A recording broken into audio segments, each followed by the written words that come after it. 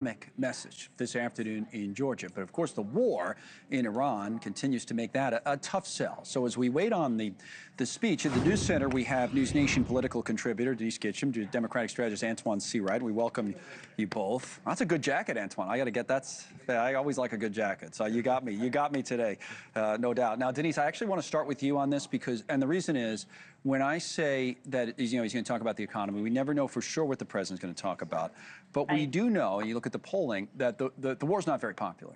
But we also, when you look inside some of the polling, know that even now some Republicans may be starting to lose their patience with the president on Iran. So set us up in terms of the backdrop for what he has to do. Sure. I mean, he does have to stay just laser focused on the economy. That's all that any American matters. It doesn't matter what party you belong to. If you are feeling the squeeze, and that's most Americans, that's all that you care about at the end of the day. And there's no distracting from that message that's going to be allowed if you really want to have any midterm success. You know, when costs are real but the end game is vague, support starts to evaporate. That's just a reality. It doesn't feel like there's a finish line for this war, and certainly the objectives continue to seem to change. And I'm saying this as somebody who supported the objectives of the war. I've been on a million times, Connell, talking about how strongly I support the objectives of this war, but how we're getting there just doesn't seem to be any clear path, because I think the president vastly underestimated what the IRGC was committed to and what it wasn't. Right, and that's kind of my point, is that even supporters now are starting to run thin on patience. Now, to go back to the point, though, that Denise makes, or points, Antoine, on the economy.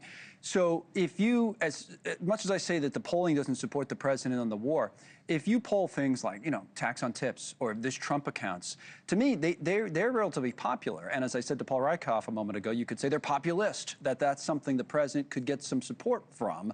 Again, I get it, all these things, will he stay on message? But what about that message, and would that sell to the American people ahead of the midterms if that's the one he wants to put out there? Down south where I'm from, there's an old adage that says there's no education in the second kick of the mule.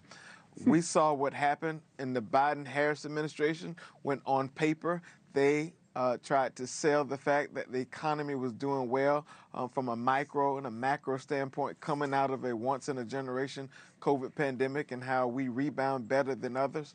But the most important measure and the best way to measure any economy is feelonomics. That's economics you and I can feel. Right. And if you use that as your North Star, you would note that every single set of Americans who are feeling the brunt of this economy because Donald Trump put his big paws on this economy.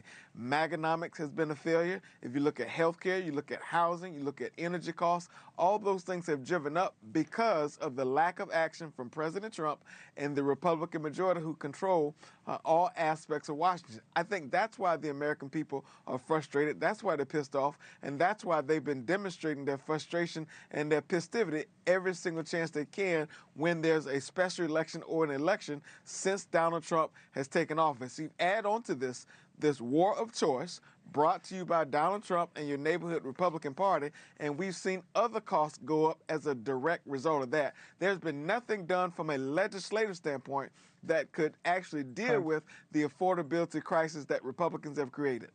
Now, Denise, you'll have time to push back on this. I wanted to have Antoine make his entire point. And one of the reasons is I'm told they're playing November Rain by Guns N' Roses right now. So if they play that whole song, we got some time until the president comes out. Would you push back on those arguments in terms of where this administration stands on the economy?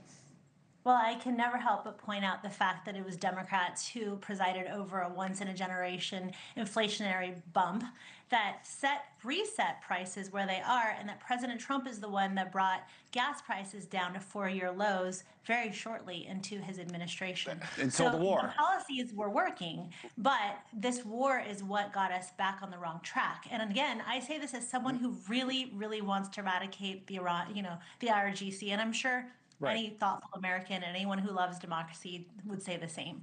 I just think that this war has caused a huge mess, and I'm not sure that we can dig ourselves out of it in a timely manner that will actually pay off really for anyone. Isn't it two things, though, Denise, on inflation, the war, okay, and also the tariffs? Wouldn't that be fair to say that, that's the... Of course it would be. Obviously, Republicans have always generally been anti-tariff. I mean, I ran as a Congress member, for Congress in 2016, being pro-free trade. This was usually the position of Democrats, to be pro-tariff.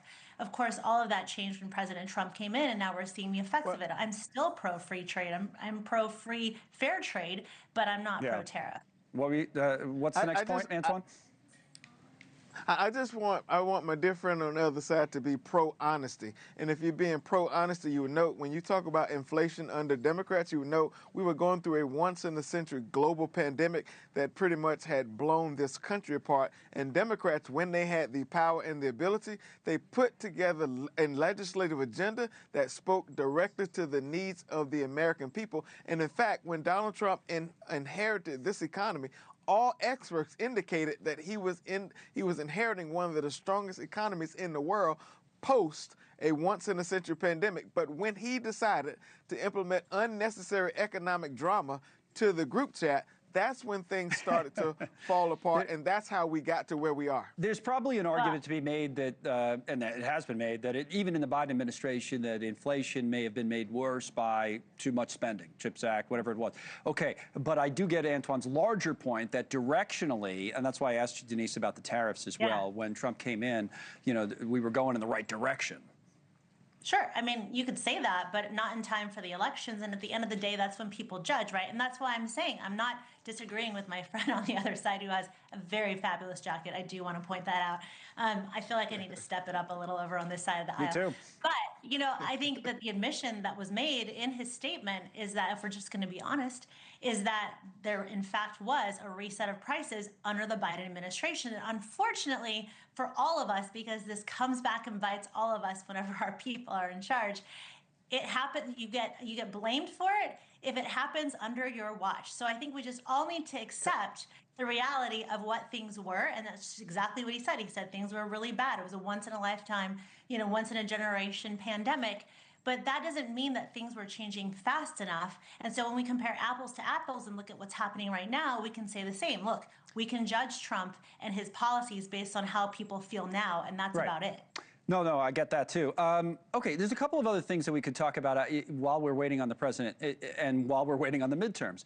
One is where the parties respectively are going in which direction. So last night in Arizona was interesting, Antoine, and the president could say he had a good night. Candidates he's endorsed did well in some of these primaries. We'll see about other states. But also, I would say that some of the more moderate Democrats, because the storyline on your side of the aisle in the Democratic Party has been that the far left is ascendant and all the rest. Some of the more moderate Democrats in a swing state, which Georgia is, and so is Arizona, they seem to do pretty well. And the far left didn't do as well in some of those primaries. So what about that? I mean, maybe we've been making too much of that story, Democratic Socialists and the rest. What do you say? Well, I think that the media focus has been in deep red districts in deep red blue states. Right. Totally different narrative when you step outside the lines and you look at what it's going to take to get to 218 in the Congress and the majority in the Senate. And what I can tell you is when you look at the dynamics of every individual race, all of them are different, but the common denominator is how well the candidates or the incumbents have gathered or played ball locally with the folks who can actually cast their vote for them. It's all a relationship game, and I think where some of the incumbents who have lost is that they have not strengthened their case amongst their constituencies that they already represent. What about you, Denise? And we did see, as you see on the screen, even for the top election position in Arizona, election denier, which we've seen in that state before, but the person lost last time around, winning in the primary. So what about where the parties stand?